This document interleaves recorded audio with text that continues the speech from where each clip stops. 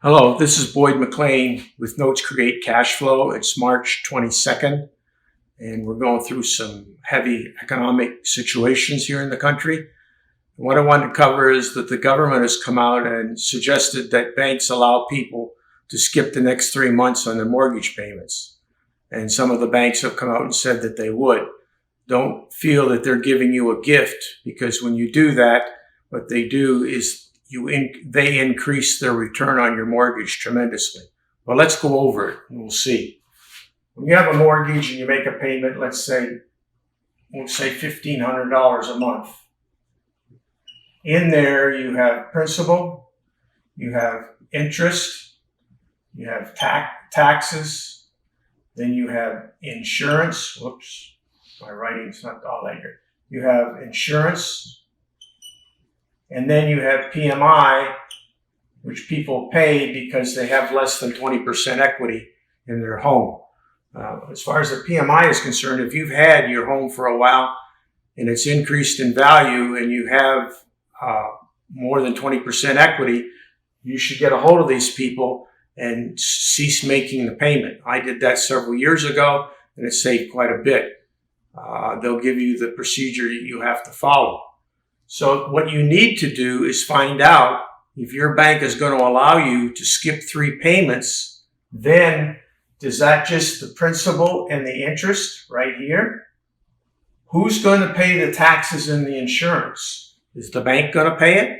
You need to find out.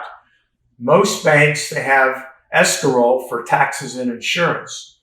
But if they say you can skip the next 3 payments, read the fine print. Find out from them exactly what you can skip, and you're going to find in many cases it's principal and interest. You still have to pay taxes and insurance. Now, some banks may say, okay, fine, we'll pay the taxes and insurance. But if they've got thousands and thousands of accounts, they're not going to be able to afford to do that. So you need to really find out what they're going to do. The other thing which you have to ask yourself is this $1,500 does not disappear. That $1,500 goes down here to the bottom.